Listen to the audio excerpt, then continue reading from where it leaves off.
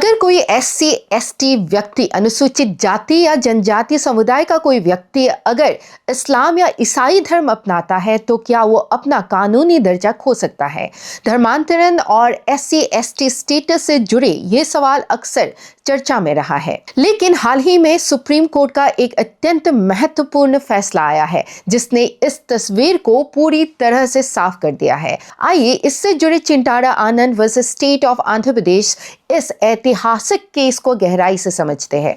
मामला क्या था? चिंटारा आनंद आंध्र प्रदेश के माडिगा समुदाय से थे जो अनुसूचित जाति के अंतर्गत आता है, लेकिन यहाँ एक मोड़ था। उन्होंने ईसाई धर्म अपना लिया था और पिछले एक दशक से पास्टर पादरी के रूप से सेवा कर रहे थे। जनवरी 2021 की बात है जब आनंद जी ने आरोप लगाया कि कुछ प्रभावशाली लोगों ने उन पर जानलेवा हमला किया, जातिगत अपमान किया और उनके परिवार को धमकी दी और मामला the SC ST prevention of atrocities act 1989 के तहत पुलिस तक पहुंचा और एफआईआर दर्ज हुई। लेकिन जब ये मामला आंध्र प्रदेश हाई कोर्ट तक गया, हाई कोर्ट ने एफआईआर को ये कहते हुए खारिज किया कि ईसाई धर्म में जाति व्यवस्था जैसा कोई विचार है ही नहीं, इसलिए उन्हें एससी एसटी अत्याचार निवारण अधिनियम 1989 के तहत सुरक्षा या अधिकार नहीं मिल सकता। फिर आनंद जी ने इस फैसले को सुप्रीम कोर्ट में अपील की,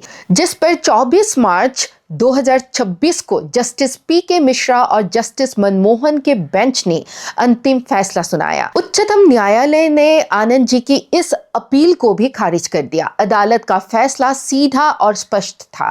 धर्मांतरण के बाद अनुसूचित जाति एससी का दर्जा तत्काल और पूरी तरह से समाप्त हो जाता है। इसका मतलब ये था कि एससी समुदाय को मिलने वाली सभी संवैधानिक सुविधाएं और सुरक्षाएं उसी पल खत्म हो जाती है जब एक आदमी ईसाई और या इस्लाम धर्म अपना लेता है। कोर्ट का ऑब्जर्वेशन ये था, संवैधानिक आदेश कॉन्स्टिट्यूशन शेड्यूल कास्ट ऑर्डर 1950 के क्लॉज 3 में ये साफ साफ लिखा है कि केवल हिंदू, सिख और बौद्ध धर्म को मानने वाले लोग एससी के सदस्य माने जा सकते हैं।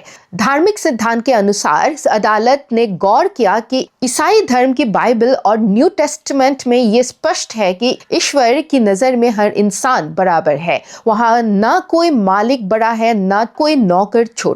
कोर्ट का मानना है कि हिंदू धर्म से जुड़ी सामाजिक और आर्थिक अक्षमताएं ईसाई और इस्लाम अपनाते से ही खत्म हो जाती है, क्योंकि इन धर्मों में जातिवाद का कोई स्थान ही नहीं है। लेकिन क्या एसटी अनुसूचित जनजाति के लिए भी यही नियम है? जहां एससी के लिए धर्म की कड़ी बाध्यता है, वहीं कॉन्स्टिट्यूशन शेड्यूल ट्राइब्स ऑर्डर 1915 में धर्म के आधार पर ऐसी कोई पाबंदी नहीं है।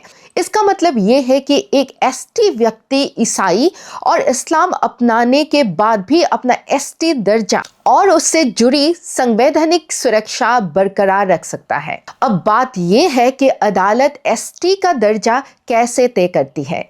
एसटी के मामले में कोर्ट धार्मिक सिद्धांतों के बजाय सोशियोलॉजिकल टेस्ट का उपयोग करती है। दर्जा बरकरार रखने के लिए यह देखा जाता है क्या वो व्यक्ति अपनी जनजातीय पहचान को अभी भी थामे हुए है, क्या वो अपने पारंपरिक रीति रिवाजों और प्रथाओं को पालन कर रहा है, क्या वो अपने सामाजिक संगठन और सामुदायिक जीवन से गहराई से जुड़ा है, और सबसे जरूरी क्या उसका जनजातीय समुदाय उसे आज भी स्वीकार करता है। लेकिन याद रखिएगा, ये दर्जा धर्मांतरण से छीना भी जा सकता है। एक एसटी व्यक्ति अपना दर्जा खो सकता है अगर वो अपनी जनजातीय जीवन शैली से पूरी तरह से अलग हो गए तो। यदि वो साबित हो गए कि उन्होंने अपने रीति रिवाज छोड़ दिए हैं और नए धर्म की मुख्य धारा में पूरी तरह विलीन हो गए हैं, तभी उनका एसटी स्टेटस खत्म हो सकता है।